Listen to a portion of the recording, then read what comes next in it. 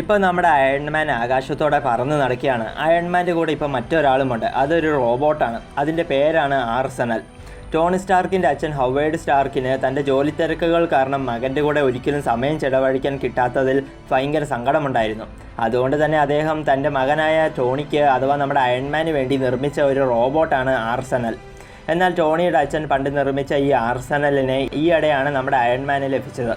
ഈ ആർസെനൽ എന്ന റോബോട്ടിനെ അയൺമാൻ്റെ കാര്യങ്ങൾ നോക്കുവാനും അയൺമാൻ പറയുന്നതെല്ലാം അനുസരിക്കുവാനും പിന്നെ അപകടങ്ങളിൽ നിന്ന് അയൺമാനെ രക്ഷിക്കുവാനുമാണ് ശരിക്കും ഉണ്ടാക്കിയിരിക്കുന്നത്. ഈ ആർസെനൽ എന്ന റോബോട്ട് ആൾ ചില്ലറക്കാരനല്ല. എത്ര വലിയ എനർജിയെയും ആർസെനലിന് അബ്സോർബ് ചെയ്യാൻ സാധിക്കും.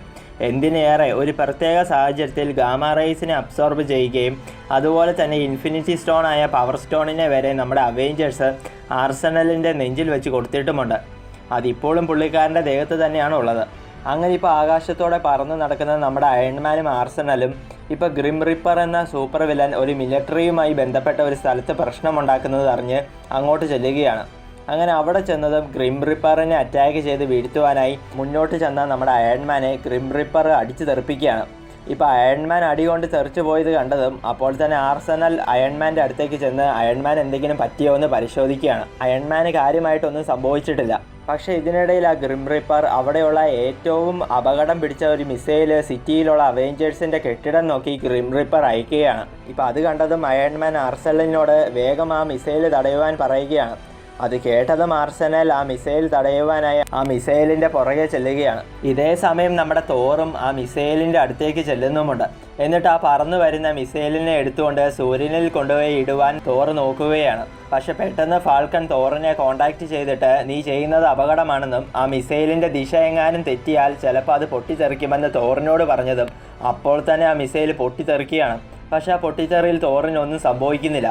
കാരണം കറക്റ്റ് സമയത്ത് തന്നെ നമ്മുടെ ആർസെനൽ പറന്ന് വന്ന് ആ മിസൈൽ പൊട്ടിത്തെറിച്ചപ്പോൾ പുറത്ത് വന്ന റേഡിയേഷൻസ് മുഴുവൻ അബ്സോർബ് ചെയ്തു. അതുകൊണ്ടാണ് തോറിനൊന്നും സംഭവിക്കാതിരുന്നത്. ഇപ്പോൾ തൻ്റെ ജീവൻ രക്ഷിച്ചത് ആർസെനലാണെന്ന് കണ്ടതും തോറിന് ഭയങ്കര സന്തോഷം തോന്നുകയാണ്. ഇതേ സമയം ആ മിസൈലിനെ ആർസെനൽ നശിപ്പിച്ചത് കണ്ട് ഞെട്ടി നിൽക്കുന്ന ഗ്രിം റിപ്പറിനെ നമ്മുടെ അയൺമാൻ അറ്റാക്ക് ചെയ്ത് അടിച്ചു വീഴ്ത്തുകയും ചെയ്യുന്നു. അങ്ങനെ പ്രശ്നങ്ങളെല്ലാം തീർത്ത് അയൺമാനും തോറും പിന്നെ ആർസെനലും തിരിച്ച് അവെഞ്ചേഴ്സിൻ്റെ കെട്ടിടത്തിലേക്ക് പോവുകയാണ്. അങ്ങനെ പിന്നീട് കുറേ നേരത്തിന് ശേഷം ഇനി കാണിക്കുന്നത് അങ്ങ് ചന്ദ്രനിലുള്ള വാച്ചറിനെയാണ്.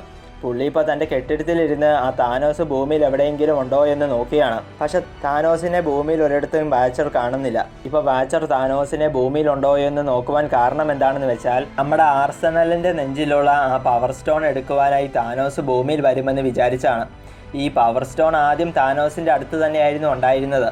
അത് പിന്നീട് നമ്മുടെ റെഡ് സ്കൾ അടിച്ചു മാറ്റി ഭൂമിയിലോട്ട് കൊണ്ടുവരികയും അത് പിന്നീട് അവെഞ്ചേഴ്സിൻ്റെ കയ്യിൽ കിട്ടുകയും ചെയ്തു.